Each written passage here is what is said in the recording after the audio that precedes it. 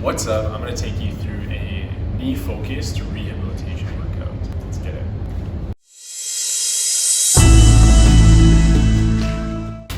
The first thing we're going to start with is foam rolling. So basically what foam rolling is going to help do is improve your flexibility and any tissue restrictions that are around your knees or at the hip. And we're just going to be focusing on the quads. So we want to foam roll basically from the knee or just above the knee up towards the hip. All right, so we're just going to lay the foam roller down, put our weight into it, support ourselves on our arm, and we're just going to get comfortable and roll back and forth. Nice pressure waves up across the whole entire quad. All right. Breathe, get comfortable, and then do the other side. We can do this for about a minute or 2 minutes, just to work on the tissues on each side. Next exercise we're going to do is 90-90 mobilization. So we're going to get our front leg at a 90-degree angle, and then we're going to get our back leg at a 90-degree angle, and we're just going to switch back and forth. All right, switch back and forth, making sure that you're keeping that 90 degrees on both legs, or around 90 degrees when you're switching side to side. Another cool thing that we can do to get a little bit more of a stretch is lean back and kind of rotate across, and we're going to get more of a stretch kind of medially into the knee and work on the sartorius muscle that crosses across here, where I guess crosses from your knee to your hip. And this muscle can just a lot of times be tight and cause a little bit more stress or a little bit more compensations throughout the chain. So it's a nice way to kind of work on it while doing this mobilization. All right.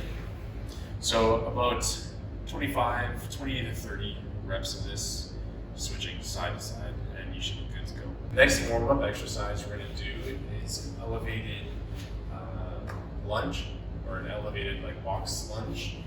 Doesn't really matter what surface you use as long as your leg is elevated. We're going to get into as deep of a lunge as we can, and we're just going to hang out here and kind of pulse. What we're really trying to work towards with this is we're just trying to work on getting full knee flexion, a full knee bend, and then just kind of gradually trying to load that again and getting comfortable in this position. You can use that opposite hand to kind of support yourself and just hang out here. 20, 25 reps, about 30 seconds to a minute on each side, and you should be good. Next exercise in the warm-up is going to be a modified bodyweight squat. All we're going to focus on doing is working on squatting. But the reason that we're modifying it is because when you've had a meniscus injury or you've had some kind of tendon injury, tendinopathy, things like that, squatting to full depth may not be tolerable. So we want to find a modified depth for the squat that is pain-free and that you're able to do. So that's all we're going to be doing in this exercise. Feet about shoulder width apart. You're going to start with hinging the hips back. You're going to get to that modified depth that's just above something that might trigger pain, or maybe it's significantly above that, but the main idea is that whatever depth you're going towards feels good. You're going to stop there and then come back up. All right, modified depth, stop there, and come back up. Nice and controlled. Knees are rotating outwards. We're gripping the ground with our feet and coming back up. Okay? nice modified depth, and back up. All right, again, somewhere between 15 to maybe 25 reps of this in your warm-up, and you should be good.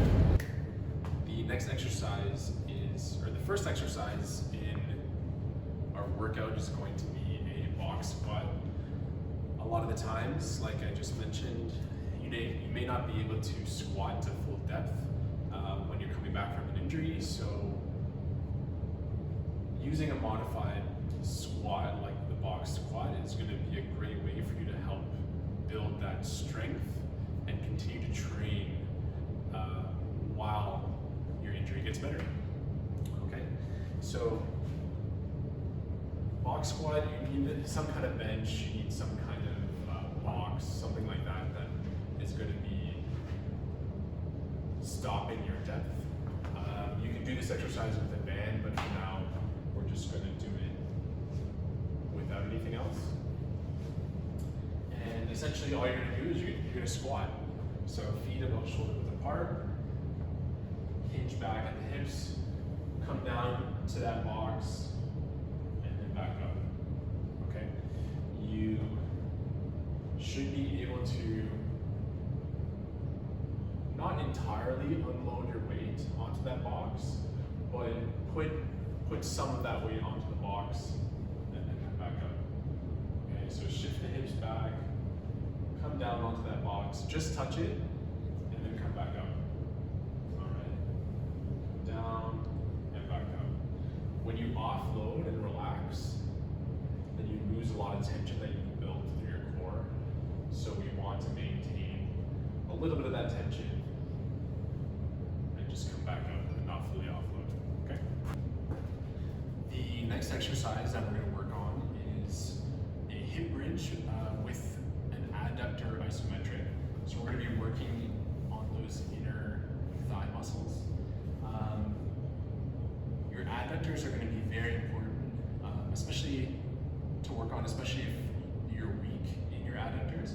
But they're an important muscle that helps with knee control and helps stabilize whenever you're squatting. Not only that, but it is a muscle that can help build and generate a lot of blood flow to the knee, so it's a good muscle to work on when you're rehabbing a knee injury as well. So all we're going to use is a yoga block. We're going to place that in between the knees, get into a bridge position, feet about shoulder width apart, torso nice and flat. We're going to squeeze that yoga block together between the knees and then extend the hips upward. All right, and this is an isometric exercise, so we're going to hold this for about 5 seconds. 4, 3, 2, 1, and come back down. All right. Squeeze the legs together, press on the yoga block, hold, 2, 1, and back down. All right. And that's the adductor exercise. Next exercise we're working on today is the kettlebell deadlift. So first you're going to need a kettlebell. You're going to line it up so that the handle of the kettlebell is in the middle of your foot. Feet are going to be just about shoulder width apart. We're going to hinge the hips back, come down, and so we grab that kettlebell, keeping a nice neutral back, and then pull the kettlebell up. All right? We're going to control the eccentric portion, going nice and slow on the way down until we touch the ground, and then explode, squeezing our glutes, squeezing our hamstrings on the way up. Okay? Nice and slow on the way down, fast on the way up. Breathing in on the way down, and down on the way up. Okay? This is a great exercise that helps build behind the knee and all the muscles that support behind the knee, mainly your hamstrings, but your glutes as well that are involved in knee control. So this is a great way to build strength, build resiliency, when you're coming back from a knee injury. And if you are interested in powerlifting, this is going to be one of the main exercises that you want to build upon and get back into training with. Okay. The next exercise we're working on is a step up or a single leg squat isometric exercise. So all we're going to do is it's like we're doing like a balance or a single leg squat. We're going to shift our weight to one side, other foot starts to hover, and we're just going to bend into that knee and hold that bottom position. Because this is an isometric exercise, we're going to hold that bottom position for 5 seconds. Good. And then come back up. All right. Making sure that that foot stays nice and flat on the ground. Making sure that big toe presses into the ground. You can do this barefoot if you like. But keeping that in balance. Getting some loading into that knee, some knee flexion. An isometric. Okay.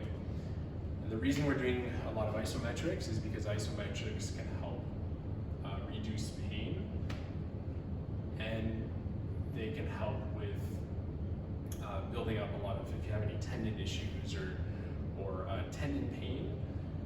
Isometrics are specifically really beneficial for tendon pain or any kind of like passive tissues. Okay, so very helpful exercise to do when you're trying to reduce your knee pain. One of the last exercises for this kind of knee focused workout is going to be a farmer's carry. All you need are some dumbbells and you just walk. So if we're starting over here on this side, I'm going to pick up those dumbbells. Set my shoulders back, and then I'm just going to walk at a moderate pace, making sure that my feet, making sure I'm articulating with my toes, trying to grab the ground with every step, and I'm just walking, keeping a good posture at a moderate pace, back and forth. All right. This is a great, simple way to load the knee, especially if a lot of exercises seem to be very sensitive for you. And you tried modifying things and it's not really working. Doing a farmer's carry or walking in general is a super simple way. Usually it's going to be pretty tolerable for knee pain, depending on your situation. So I find it's a great way to kind of load the knee and try to build up some of those tissues and try to build on improving strength with a really simple exercise. All right. A final little kind of, I guess, bonus exercise. It's not really related to knee pain, but it is related to if you are a powerlifter and you're kind of coming back from an injury and you're trying to work towards getting stronger in your squat, bench, and deadlift. We've covered the squat, we've covered the deadlift. A great way to kind of introduce working towards that bench again would be a incline push-up or a modified push-up. So really simple what that looks like. Your hands are going to be about shoulder width apart, and you actually want to start the exercise with your chest right beside your hands. All right, so when you're benching, the bar comes down to your chest, and your hands are kind of right at that chest height, and then you're going to be pressing up. So same thing you want to do with a push-up. All right, you're going to start with your thumbs or your hands kind of at mid-chest. Keeping the elbows in, we don't want them flaring out. Start at the bottom and press up to the top. All right, control it on the way down. We don't want elbows flaring out. Keep them tucked.